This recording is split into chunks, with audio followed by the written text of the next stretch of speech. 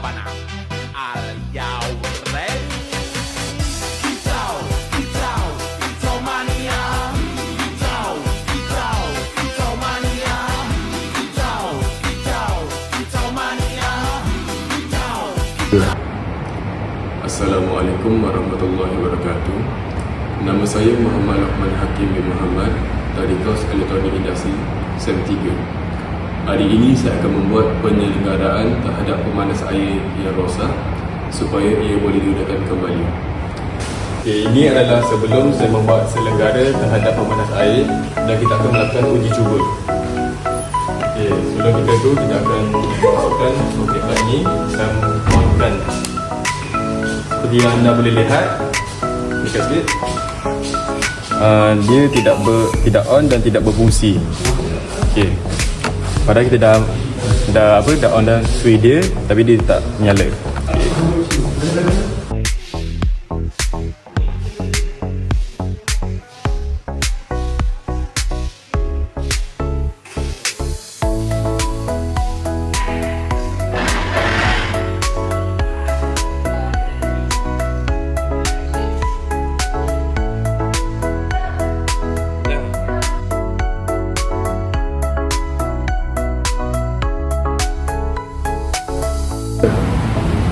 Sebelum kita melakukan penyelenggaraan, pengujian perlu dilakukan terlebih dahulu bagi menepasti punca kerosakan pada komponen peralatan. Jom.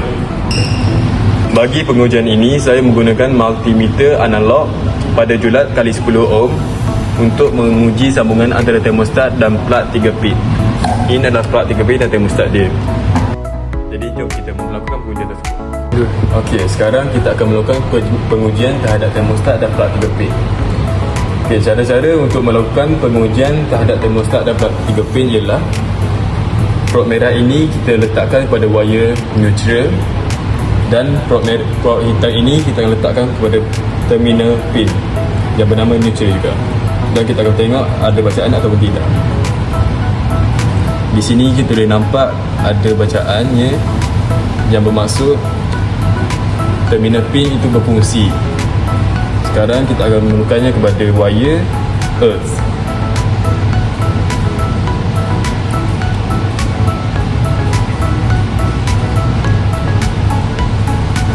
Dan wire earth pun berfungsi.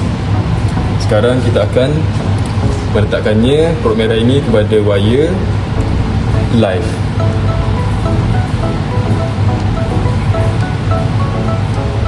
Nampaknya di sini kita boleh tengok wire live tidak memberi bacaan. Berdasarkan ujian multimeter sebentar tadi, saya mendapati fuse telah putus dan menyebabkan kerosakan. Ini seperti yang anda boleh tengok, dia telah putus dan inilah menyebabkan kerosakan. Jadi saya akan menukarkan fuse yang baru yang mempunyai kadar arus yang sama. Selain itu juga saya akan menukarkan kepala soket yang baru kerana kepala soket yang lama tidak selamat digunakan dan telah rosak. Okey, jom. Kita sudah keluarkan fuse ni. Seperti yang boleh tengok, kita dah keluarkan. Sekarang ada 3 sambungan wire iaitu wire neutral, earth dan live. Sekarang kita akan membuka kesemua wire tersebut. Tapi sebelum kita melakukan pekerjaan ini, kita mestilah memakai glove untuk mengelakkan daripada kemalangan. Jadi, mulakan pengeluaran wire. Kita akan mengeluarkan wire kecil terlebih dahulu.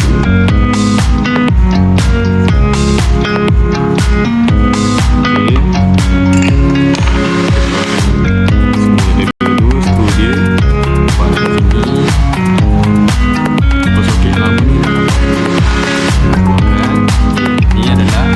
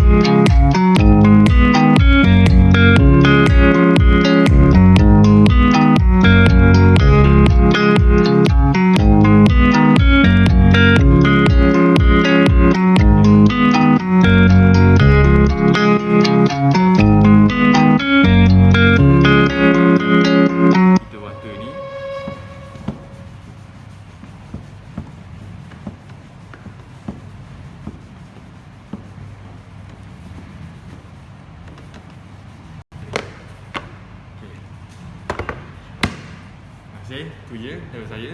Lukisan.